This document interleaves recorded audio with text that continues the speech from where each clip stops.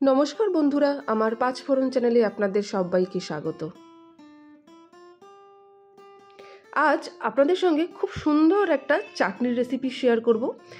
আমরা যখন বাজারে ওঠে আমরা কিন্তু বাড়িতে মাঝে মধ্যেই এরকম চাটনি বানিয়ে থাকি, তবে বলা যেতে পারে এটি কিন্তু ওপার বাংলার একটি রেসিপি। এটা নারকোল দিয়ে যে কাঁচা কচি আমড়া উঠছে তার চাটনি, মানে নারকোল কোড়া দিয়ে কাঁচা আমড়ার চাটনি। খেতে দুর্দান্ত হয় আর এবং সুগন্ধটাও খুব সুন্দর। পুরো রেসিপিটা আপনারা স্কিপ না করে দেখুন এবং কমেন্টে জানান আমার রেসিপি আপনাদের কেমন লাগছে। আর অবশ্যই কিন্তু নিজেদের বাড়িতে করবেন, করেও কিন্তু আমাকে জানাবেন কেমন লাগলো। এখন তো বাজারে কচি আমড়াই উঠছে, তাই আটি এখনও শক্ত হয়নি, কচি আমড়ার বেশি টেস্ট হয়। আমি এখানে 500 গ্রাম মতন কচি আমড়া নিয়ে নিয়েছিলাম।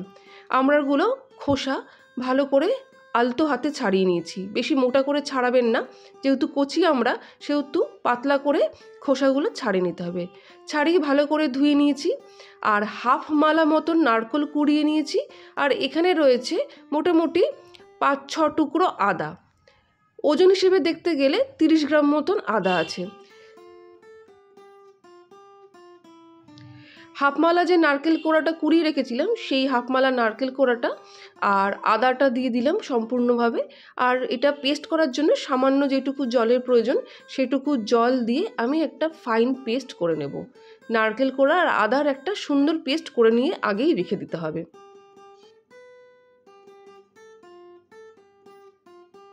দেখতেই পাচ্ছেন কি সুন্দর পেস্ট হয়েছে। ঠিক পেস্টটা কিন্তু এরকম হবে, খুব পাতলা হবে না, এরকম টেস্ট বানিয়ে নেবেন। অন্যদিকে কড়াই আমি চাপিয়ে দিয়েছি, কড়াই গরম হয়ে গেছে। চাটনি করতে গেলে বেশি তেলের প্রয়োজন হয় না। 1 টিস্পুন মতন সর্ষের তেল দিয়েছি। সর্ষের তেল গরম হওয়াতে একটা শুকনো লঙ্কা ফোড়ন দিয়েছি, আর দিয়ে দিয়েছি হাফ চামচ মতন কালো গোটা সর্ষে ফোড়ন। গোটা সর্ষে আর শুকনো লঙ্কার ফোড়নের গন্ধটা কিন্তু চাটনিতে খুব ভালো লাগে, কি বলুন, তাই না? যাই হোক, ফোড়নটা খুব ভালো করে ভাজা হয়ে গেছে। এরপর যে আমড়াগুলো ধুয়ে রেখেছিলাম খোসা ছাড়িয়ে সেগুলো দিয়ে দিলাম। গ্যাসের আঁচ আপনারা হাই থেকে এই সময় মিডিয়াম করে দেবেন। গ্যাসের আঁচ মিডিয়াম না করলে ওপর দিকের আমড়াগুলো চটজলদি পুড়ে ওঠে, দেখতেই পাচ্ছেন। তাই গ্যাসের আঁচ মিডিয়াম করেই কিন্তু চাটনিটা করবেন। দিয়ে দিলাম স্বাদ অনুযায়ী এবার লবণ এবং পরিমাণ মতন হলুদ। ভালো করে হলুদ আর লবণ দিয়ে বেশি ভাজার দরকার নেই, 2 মিনিট মতন মিডিয়াম আঁচে ভাজলেই হবে। হলুদের কাঁচা গন্ধটা চলে যাওয়া অবধি ভাজলেই হবে। আমড়াটাকে যে খুব ভালো করে ভাজতে হবে তা কিন্তু নয়।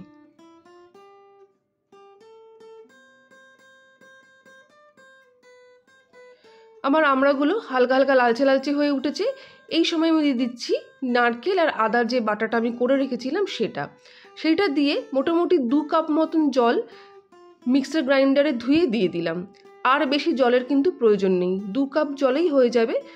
আমি মিক্সার গ্রাইন্ডারে একটুখানি নারকেল পেস্ট লেগেছিল, তাই মিক্সার গ্রাইন্ডারের মধ্যেই আমি জলটা দিয়ে দিলাম 2 কাপ, দিয়ে আমি কড়াইতে দিয়ে দিলাম।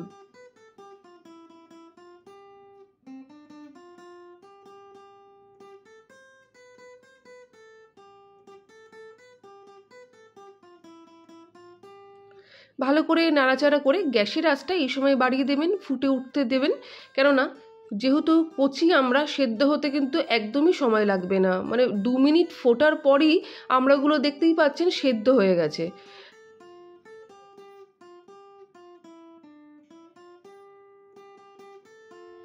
আর এই আমড়া চাটনিটা কিন্তু খুব বেশি পাতলা হয় না, মিডিয়াম ঘনত্বে হয়, তাই বেশি জলের দরকার নেই, 2 কাপ জলেই হবে।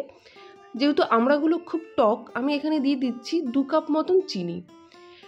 আপনারা যদি কেউ অনেকে চিনি মিষ্টি কম খান তাহলে কিন্তু আপনারা চিনিটা পরিমাণটা কমিয়ে দিতে পারেন। আবার যারা আরও বেশি অতিরিক্ত মিষ্টি খান তাহলে আপনারা আমড়ার টক অনুযায়ী চিনিটা দেবেন। আমি এখানে 2 কাপ চিনি দিয়ে দিলাম। একদম গ্যাস আমি হাই ফ্লেমে করে দিয়েছি। চিনিটাও ফুটে উঠেছে, দেখতে পাচ্ছেন চিনিটা গলে গিয়ে আরও জলটা বেড়ে গেছে মনে হচ্ছে। একটু চেখে দেখলাম, প্রথমে আমড়াগুলো ভাজার সময় লবণ দিয়েছিলাম, পরে মনে হলো আর একটু লবণ দিলে ভালো হয়, তাই পরিমাণ মতন আবারও একটু লবণ দিয়ে দিলাম। এবার এটাকে আমি একটু ঘনত্বটা কমাবো, মানে যেরকম টেক্সচার আমি চাই ঠিক তেমন টেক্সচার আনবো। আমার আমড়া দিয়ে নারকেল কোড়ার চাটনি রেডি। দেখতেই পাচ্ছেন আমি কিন্তু একদম পাতলা করছি না, মিডিয়াম ঘনত্বে রেখেছি। এটা আমি গ্যাসটা বন্ধ করে দিলে এটা আরেকটু ঘন হয়ে যাবে। বন্ধুরা, এরমভাবে আপনারা নারকেল কোড়া দিয়ে আমড়া চাটনি করবেন, খুবই খেতে ভালো হয় আর গন্ধটাও খুবই ভালো হয়।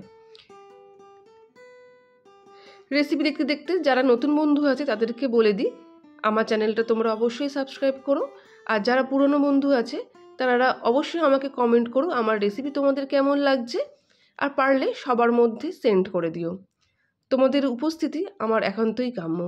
যাই হোক, আবারও দেখা হবে নতুন রেসিপি নিয়ে। ততক্ষণের জন্য টাটা। পুরো ভিডিও দেখার জন্য ধন্যবাদ।